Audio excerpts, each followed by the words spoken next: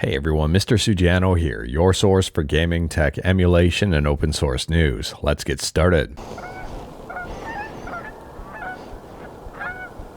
Alright, to kick things off, we're talking about Nintendo Switch emulation on Android with Strato, and it appears that development on Strato is continuing on. So Adrian, who's involved with Strato, just posted this over on the development channel in the Strato Discord and says just a little sneak peek of what's coming next. Let me know your thoughts about this one in the comments below. Now, unfortunately, I don't really have a release date for Strato here. I mean, I could joke and say Tuesday or Thursday or the following Tuesday or the following Thursday or tomorrow. There is no release date just yet. Development seems to be relatively slow, but at the same time, it is still progressing. And speaking about stuff progressing, next up, we're talking about The Crew, and listen to this headline over on DSO Gaming. The Crew Unlimited revives Ubisoft's online-only MMO car RPG on PC. Free download available now. So the article goes on to say, at its core, The Crew Unlimited brings the game back online by swapping Ubisoft servers with new community-made ones. This means all the MMO features are working again, like free roam, lobbies, co-op missions, PvP races, and faction challenges. Players can team up, race across the US, and build their own crews, just like in the original game. So if you are curious about this one and wanted to learn more about it, like everything we talk about, links will be within the GitHub link in the bottom of the description below. I don't hide my sources. And speaking about arguably exciting announcements, next up we're talking about RetroAchievements.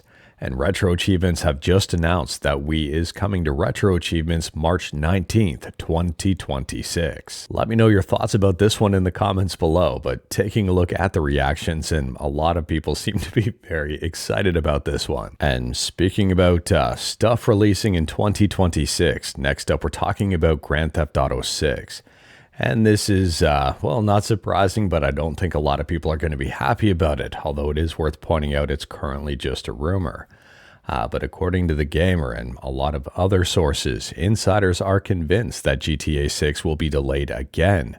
All the rumblings seem to suggest it. Now, again, it's worth pointing out here that unfortunately, or possibly fortunately, nothing has been confirmed just yet. It's all just a rumor.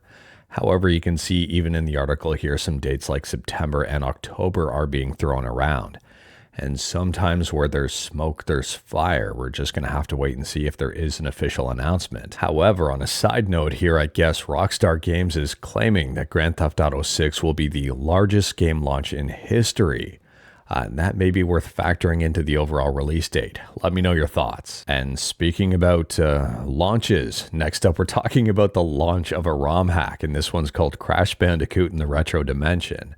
And this is a ROM hack for Super Mario World on the SNES. There is a video as well to showcase this ROM hack in action, and taking a look, it's pretty obvious to tell that it is a Super Mario World hack, but at the same time, the Crash Bandicoot mechanics in this, or the elements in this, do look pretty neat. Let me know your thoughts about this one in the comments below. And speaking about changing things up, like Super Mario for Crash Bandicoot, next up here we're talking about Microsoft and changing how Microsoft Xbox controllers are working on Windows. So from my understanding, this feature is currently being tested out and hasn't officially rolled out just yet. But I guess they say here a new change we're introducing is when you long press the Xbox button, it will open up Task View. And pressing and holding the Xbox button continues to turn off the game controller. Now, I don't know about you, but overall, I'd say that's a pretty handy feature, being able to easily switch between different apps. And speaking about new stuff from Microsoft, next up, we're talking about Windows, and Windows possibly getting a new feature here you might be excited about until you hear the full thing. At least that's what happened to me. So listen to this. The network icon in the System Trace context menu and the Wi-Fi quick settings page in Windows 11 are getting buttons to let you quickly run a network speed test. Takes you to Bing to do the speed test. That's the part I wasn't really excited about. So let me know your thoughts about this one in the comments below, but if it actually rolls out by taking people to Bing to do the speed test, you can chalk this up for another Windows feature I have no interest in. And speaking about not being interested in stuff, next up we're talking about the exact opposite, being super interested in stuff. And check out this headline over on Time Extension. You still can't beat me. 100-year-old grandma plays her Super Famicom every day. Now, I don't know about you, but to me that headline is heartwarming and awesome at the exact same time. I mean, I'm wondering here if video games can help things overall when you get older, like reflexes and memory and all of that stuff. Who knows? There's probably studies on it that I'm just unaware of. But anyways here, I guess her favorite games are Bomberman and Tetris. And speaking about awesome stuff, next up we're talking about 86box, and 86box just got a brand new update. So at the time of filming, 86box 5.1 is the latest release. And taking a look here, there seem to be a lot of updates, optimizations, bug fixes, improvements, and brand new features. The changelog on this one is pretty big, and again, like everything we talk about, links will be in the description below. There's even some cosmetic stuff that I think is pretty cool as well, like adding the ability to switch the color scheme from the system default. And speaking about stuff releasing, next up we're talking about stuff not releasing in early access.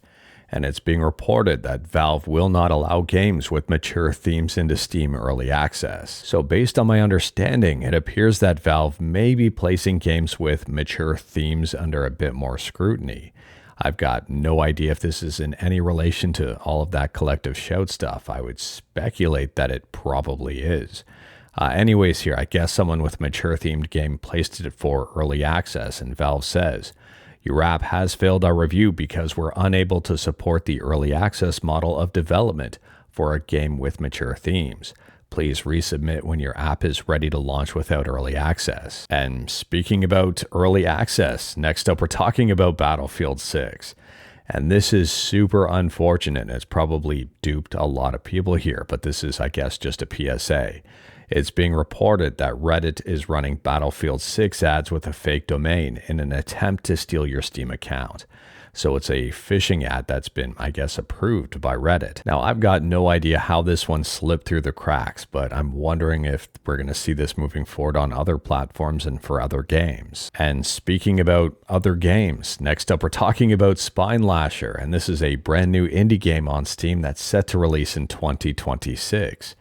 And if you're interested in it, there is a brand new demo available. Now, I would say if you're a fan of Mega Man and Castlevania, this one may be up your alley. They're calling it a Megavania, not a Metroidvania, a Megavania. And I would say it looks super interesting overall, and one that I think I'm going to check out. And speaking about checking stuff out, check out this Blue Sky post by Juan Ramirez. If you're a fan of text-based games, you may be a fan of this post.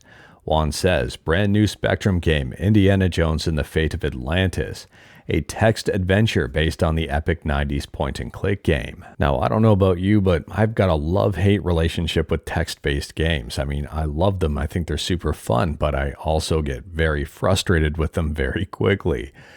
Anyways here, if you're a fan of the ZX Spectrum, this may be worth learning more about. And speaking about learning about stuff, next up we're talking about TikTok.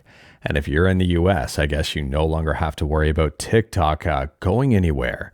It's being reported that TikTok will remain in the US after a deal is reached, and I believe that Oracle is involved. Now, unfortunately, I don't have more details for you at this time, but I guess they are making an announcement on Friday. And as to whether or not Oracle is involved, right now it's just been rumored. I don't have any firm details to really confirm or deny anything. But anyways, that is all I've got for you in this one. Straight to the point, all stuff and no fluff. I was about to grab the legendary One Fluff to make an appearance in this video, but she ran off to the litter box, and I'm not going to bother her there. We talked about a bunch today. Feel free to discuss anything we talked about in the comments below. If you like this video, leave a like. If you didn't like this video, leave a like. Hit that subscribe button, check out my other videos. Don't tempt fate, save your state.